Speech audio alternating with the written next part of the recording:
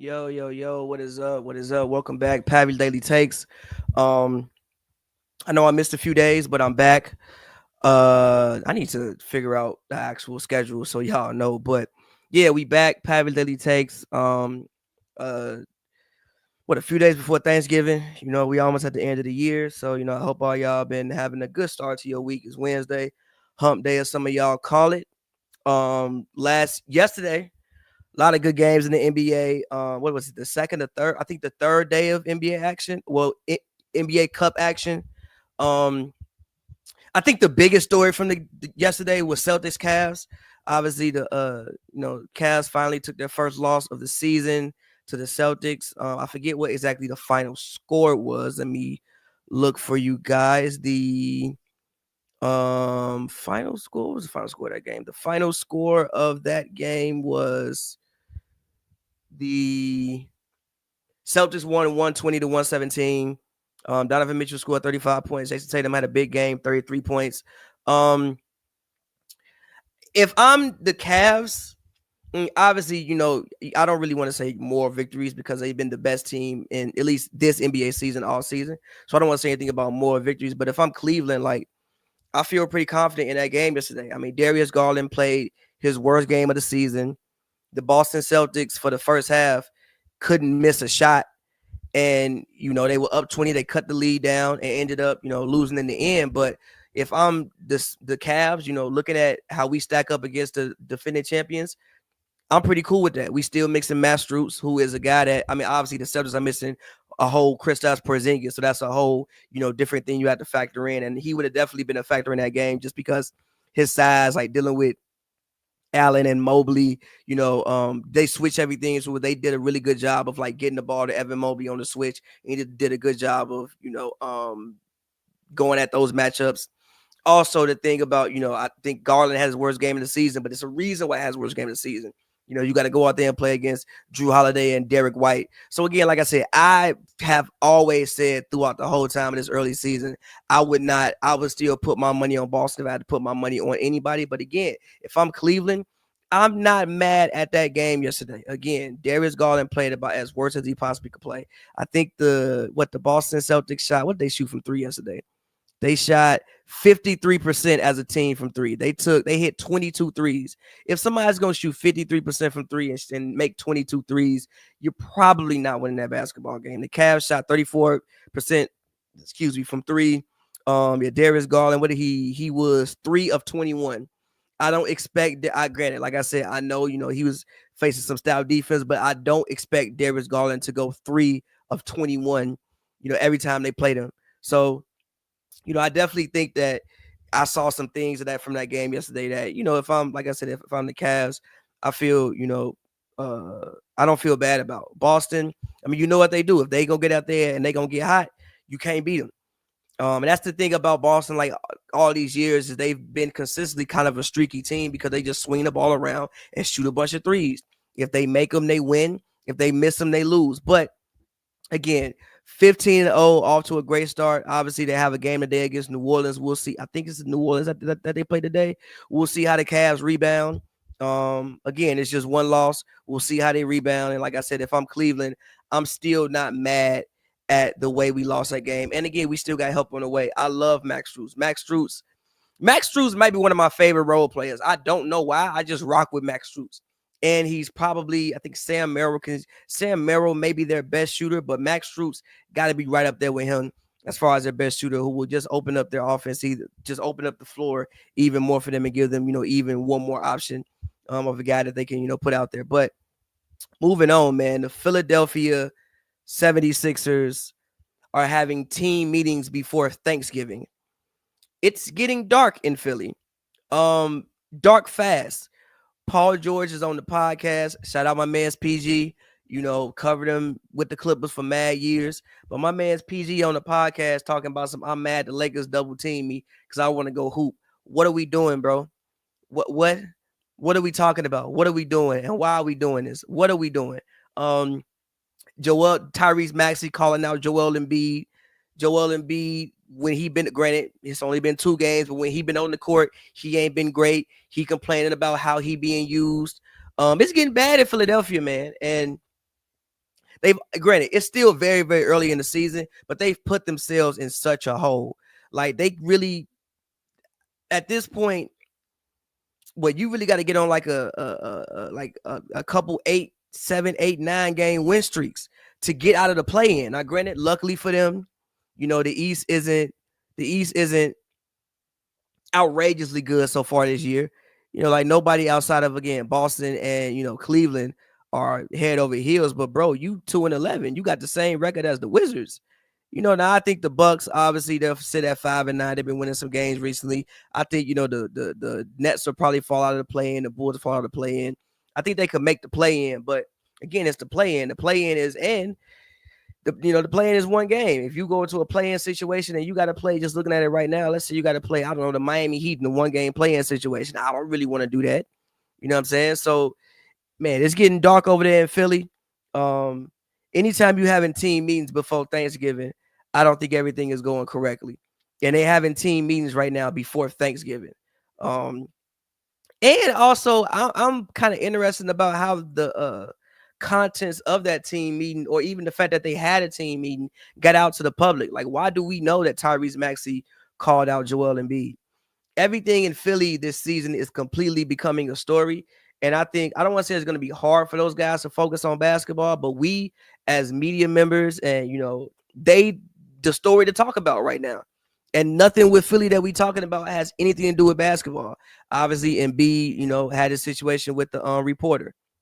We talking about injuries. We talking about what PG said on his podcast. We talking about the team meeting. We not talking about nothing to do with basketball in Philly. And I don't think it's going to stop. Like every little thing that's going to happen in Philly is going to be under a microscope for the rest of the season. I think it's going to be hard for that team to lock in. And if they go out there and, they have a really bad season, like they lose in the first round again, you might have to look into some things that you don't want to look into, like maybe trading a Joel Embiid. Because again, Joel Embiid, shout out Joel Embiid. I know he's had some injuries, great player, of course. But at first it was Brett Brown. You got rid of Brett Brown. Okay, then it was Ben Simmons. You got rid of Ben Simmons. Then it was Tobias Harris. You replaced Tobias Harris with PG. Now, so far this season, PG ain't been playing much better than what Tobias Harris was playing, but still you did replace PG with Tobias Harris. At some point in time, ain't no more fingers to point besides at you. So if this don't go right, we looking at you, Joel Embiid. Especially if Maxey say you showing up late for meetings and you not, being the leader that you should be. And Maxey's supposed to be the young guy on the squad, but he's coming into his own. But he over here saying you showing up late for meetings. At some point in time, bro, we gonna point the finger at you because it ain't nobody else around to point the finger at. So if this season don't go right, the finger gonna be pointed at you, brother. So, I hope they get it together and figure it out, but we'll see. Moving on to Spurs. Spurs had a big win last night. They beat the Thunder without Victor Wembanyama. And I'm just saying that this is why I said I think Victor should be in MVP talks this season. There's no reason to me why he shouldn't be, and he should possibly win Defensive Player of the year. He should be at least one of the all NBA teams. I'm going to say at least first team, second team all NBA. And if he's not that, I'm disappointed because the Spurs in general are not that bad. The Spurs have talent. The Spurs have been trying very hard for at least 2-3 years to do everything they can to give themselves a competitive disadvantage. They're not a bad basketball team. Granted, you did bring in some veterans. You brought in Chris Paul. You brought in Harrison Barnes. But they were doing things. They were running Jeremy Scohan at point guard. Shout out Greg Popovich. Greg Popovich, please get well soon. But Greg Popovich has seen way too much basketball for me to believe he actually thought Jeremy Sohan could run point guard. You didn't coach Avery Johnson. You didn't coach Tony Parker. You didn't coach George Hill. You didn't coach some quality basketball players. You not believing me that man literally, you coach Manu Ginobili. You not believing me. You not going to make me believe that he actually thought Jeremy Sohan could run point guard. They have a decent squad. Is it all world? No, but even I think last night, even picking up that win without Wemby, just shows you that they could be a good basketball team. They sit at 7-8, and I don't see any reason as to why they can't be a play-in team this year, which is what I said. Like if you have Victor Wembanyama and the man is all world, as you telling us, they said that this man the best thing since sliced bread. They say he the best prospect to ever come into the NBA ever. If he the best prospect to ever come into the NBA, it shouldn't be that long until this Spurs team can win some basketball games. I'm not saying they're going to win a championship, but it shouldn't be that long until they can win some basketball games, especially considering the fact this isn't a bad team. Keldon Johnson can play. And Devin Vassell wasn't even there last night, and Sohan was out. Keldon Johnson, he can play. Stephon Castle, I love the way he's been looking. Zach Collins, when he's actually on the court, he's a solid big man. He's not all world, but he's a solid big man. Harrison Barnes, a consummate NBA veteran. There was a time when Harrison Barnes got a max contract. Harrison Barnes can play basketball. Harrison Barnes just gets a lot of flack for all the shots he missed in 2016, and people took that and it followed him throughout the rest of his career, and people love to act like Harrison Barnes can't play basketball. Harrison Barnes can play. He's been a guy who's added value everywhere he's been. He's not all world, but still, he's a guy who's added value. Then you bring in Chris Paul. Like, this is a solid basketball team. And I think last night, beating a team like the OKC Thunder just showed that this is a solid team. And if Wemby is on the court and he's healthy, I think this should be a play-in team. And if they're not a play-in team, I'm disappointed with them. But last but not least, I want to talk about Dalton Knecht and the Lakers. Huge night. I think he had 21 points in the third quarter, had 37 points last night.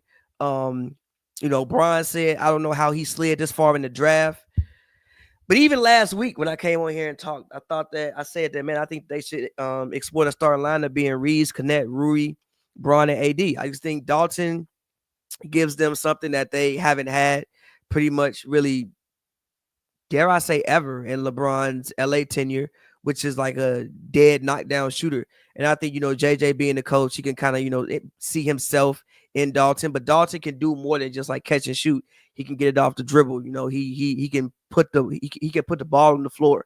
And I know that people have their things with like, older college players, but for the Lakers, he was perfect. The Lakers aren't in a position, especially with, Braun, still being a really good basketball player. He's not the person that he once was, but he's still a really good, top. I'd say he's probably been at least top 10 so far this season, maybe top 15 so far this season, but you still have a top 15 player. You have Anthony Davis, who's arguably been the best player in the league this season, not named Nikola Jokic. So you need guys to come in and who are ready to contribute right now, which is what Dalton Knecht is. And the thing I like about the Lakers is they're winning the games that they're supposed to win. Over the past couple of years, some of the games like the Utah game, I forget who they played right before Utah, but some of these games that they're supposed to win, they would have lost. Really, the only game I can think of that they should have won that they lost was Detroit. There were too many times in previous years where they probably put themselves behind the 8-ball because you had teams that you should be better than that you were playing down to and you were losing those games. This year, they're winning those games. Like going out there and beating a team like Utah, the way they beat them. I think they beat them by like 20 points yesterday. Going out there and beating a team like Utah by 20 points is exactly what you should be doing. You need to be picking up these wins. Actually, it wasn't by 20 points. They were up by 20, but they won by 6 points. But going out there and winning these games, however you get them done, is what you need to be doing. You need to be winning these basketball games. Because you don't want to drop these games and then later on down the schedule, you trying to make it up and now you want to play in, and you don't want to do that. You want to be winning these games. So shout out Dalton Knecht for his big night. Dare I say, I mean, with the way with how weird this rookie class is, if I was a betting man, I actually might go put some money on Dalton Knecht to win Rookie of the Year. I mean, he's in Los Angeles. If he keeps starting and keeps shooting the ball, he gonna get opportunities. Honestly, like I said, I might honestly put money on him to win Rookie of the Year if I was a betting man. I'm not. Some of y'all out there are. I don't know what the odds are. It's probably decent odds right now still for that. But yeah, man. So we'll see what the action is like today. Like I said, Pavy TPJ just want to come on here and highlight y'all a little bit because yesterday was such an exciting night in the league. And yeah, man, until next time, we'll highlight y'all. Pavy TPJ.